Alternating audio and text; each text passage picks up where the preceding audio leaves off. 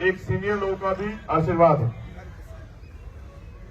तो मैंने क्या बताया कि जैसे भर्ती आती है ना, अखबार में विज्ञापन आता है, तो बच्चों के मन में सपने जग जाते हैं, नौजवानों के। हम तो और बात बताएं, देखो क्या करें, स्पष्टवादी है। जो किसी कोई लड़का हो तो वो जब किसी लड़की से प्रेम करे तो उसके मन में सपना जग जाता है कि अब नौकरी मिलेगी तो कहेंगे कि फिर शादी के लिए बढ़ जाओ आगे, परिवार से बात करें कि अब तो कमाने लायक हो गए।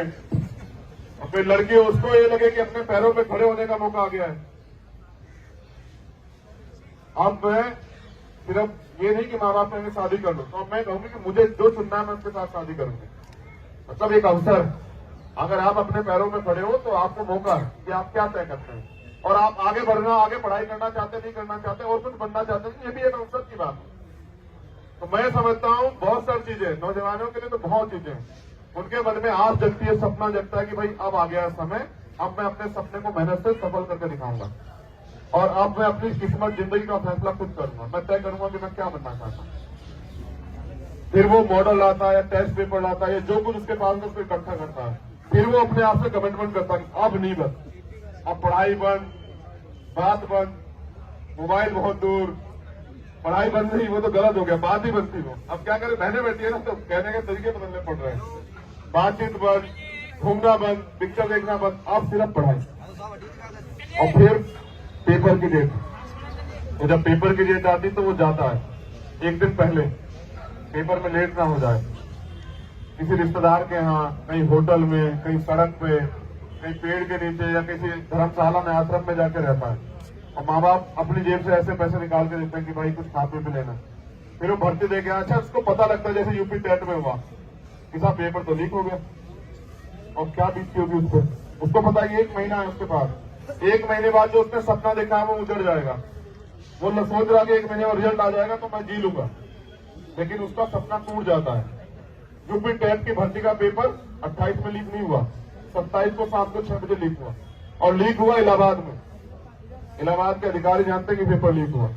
उन्होंने चीफ मिनिस्टर को बताया, चीफ मिनिस्टर ने कहा मत जिक्र करना, अभी सुबह जब मैं रैली में जाऊंगा तब पेपर स्टार्ट हो तब जिक्र करना, फिर मैं इवेंट बना के कहूंगा इनके बुलडोजर चला दो, इनकी संपत्ति जब्त कर दो, ये कर दो, वो कर दो। अरे बाबा, हम तो जानते हैं सब कुछ, क्या बात पढ़ाते रहते हो यार, बेकार के काम करते रहते हो। सच ये है कि 27 तारीख को पेपर लीक हुआ, और ये बता देते हैं तो लाखों बच्चे, 16-16.5 लाख बच्चे शामिल हुए, वो अपने घर रुक जाते हैं, उनमें से 10% पे रुक जाते हैं। उनके कितना नुकसान हुआ होगा, इन्हें मतलब नहीं है ना नौजवान से, ना उनके रोजगार से, ना उनकी पीड़ाओं से, ना उनकी समस्याओं से। फिर मैंने अपील करी कि मुख्यमंत्री जी बच्चे लौटेंगे कैसे घर, और अगली बार पेपर देने आएंगे वो खर्चा कौन वहन करेगा, आप कह रहे 1 महीने बाद पेपर होगा। तो कहा कि पास अलाउड हो जाएंगे, अपना आई कार्ड दिखा के चले जाओ। लेकिन बच्चों ने मुझे बताया कि कोई नहीं माना, पैसे लिए हमसे 161 रुपए, 200 रुपए जो टिकट बैठता था। तो ये सरकारें आज ऐसी हैं जो आंख से आंख मिला के झूठ बोलती है। मगर मैं नौजवानों को कहना चाहता हूं, आपने पढ़ाई सिर्फ नौकरी के लिए नहीं की, यहाँ तो आप नौकरी का प्रयास कर रहे हैं, लेकिन पढ़ाई आपकी इसलिए भी है कि देश की तरक्की में आपकी हिस्सेदारी हो। भाई नौकरी तो 2% है ना। आपने कितने बच्चों ने फॉर्म भरा था एसएससी के एग्जाम में, कितने? एक आदमी बताओ। 57 लाख। 60 लाख बच्चों ने। नौकरी कितनी थी? 60,000। सोचो 1% नौकरी थी, सोचना नहीं तो सही है। तो 99% बच्चे क्या करेंगे? क्या सरकार ने उनके लिए प्राइवेट रोजगार की व्यवस्था की? क्या सरकार ने उनके लिए भत्ते की व्यवस्था की? क्या सरकार ने उनके लिए वो कैसे जिएंगे इसके लिए कुछ व्यवस्था की? कोई व्यवसाय, कुछ लोन या कुछ क्यों नहीं की? क्योंकि वो चाहते थोड़े दिनों में तुम्हारी उम्र निकल जाए और वो तुमसे कहें चुनाव के समय कि 2,000-5,000 रुपए ले लो, वोट दे दो। उनकी सरकारें बनते रहे, वो अपने खाते भरते रहे, और आप लोग ऐसे करते रहो। मैं समझता हूं कि अब जागरूक होने का समय आ गया। अब आप समझे कि सरकार कौन बनाता है? सरकार हम ही लोग तो बनाते हैं ना। अगर हम वोट ना दे 51% युवा, सरकार बन जाएगी किसी की, और अगर 51% लोग एकजुट होकर वोट देते तो फिर क्या होगा? समझ रहे हो? क्योंकि दोबारा समय नहीं मिलता, इसलिए आज जागरूक कर रहा हूं आप लोगों को। देखो लोकतंत्र है, अगर 50.1% वोट किसी के पास है, 49.9% वोट किसी के पास है, तो 51.1% वाला जीत जाएगा। 51% युवा को क्यों नकार रहे हैं पता है? उनको पता है कि जाति धर्म पे हिंदू मुसलमान मस्जिद मंदिर पे वोट देंगे। वो शंभू भाई सही कहें, बहुत सारे लोग सही कहें। उनको पता है कि 3 महीने में भारत के लोग भूल जाते हैं। इनको लाठी मारो, इनके कपड़े फाड़ दो या इनको गलत जगह छू लो, क्या करेंगी? 3 महीने में भूल जाएंगी। इसलिए वो तुम्हारी वैल्यू नहीं समझ रहे। 21 तारीख को हर एक आदमी अपने प्रयास से 5 लोगों को बुलाने का प्रयास करें, ठीक है? आज हम हजारों की संख्या में, उस दिन हम कई हजार हो जाएंगे और हम अपनी तरफ से प्रयास करेंगे। भीम आर्मी के लोग कहां से आते हैं, कहां को जाते हैं, किसी को नहीं पता। लेकिन जब भीम आर्मी के लोग आते हैं तो सरकार को पता जरूर लगता है।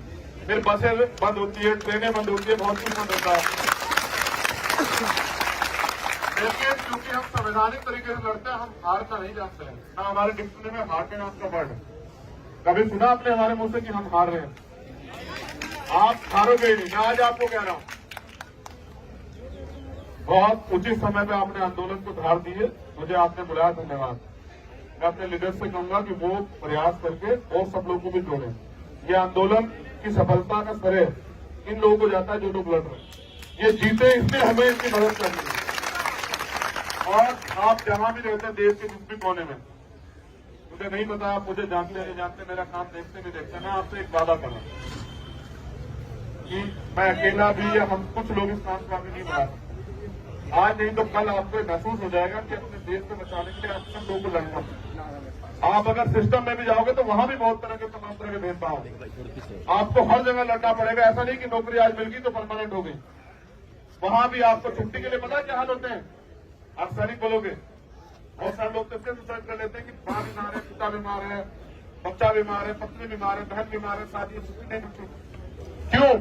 क्योंकि वहां उनकी संख्या पूरी नहीं और एक्स्ट्रा ओवर ड्यूटी तो करनी पड़ती है। वो सोचते हैं कि किस तरह से न्याय उनके साथ। 71 साल में आज तक हम सुरक्षा व्यवस्था दुरुस्त नहीं कर पाए। अभी भी कोई आतंकवादी हमारे देश में घुसाता है। दिल्ली में पता लगता है इलेक्शन के टाइम कि कोई आतंकवादी पकड़ा गया। कौन था वो आतंकवादी? कहां से आया वो आतंकवादी? वो घुसा कैसे? बॉर्डर पे सुरक्षा तैनात, कहां से आया वो आतंकवादी? ये चुनावी हथकंडे हैं सरकार के। आतंकवादी तो ही बैठे हैं। जो इन बहनों को लाठियां मारते हैं वो आतंकवादी से कम है क्या? जो मातृ शक्ति का अपमान करते हैं वो आतंकवादी से कम है क्या? जो इस देश का पैसा लूट के भाग जाते हैं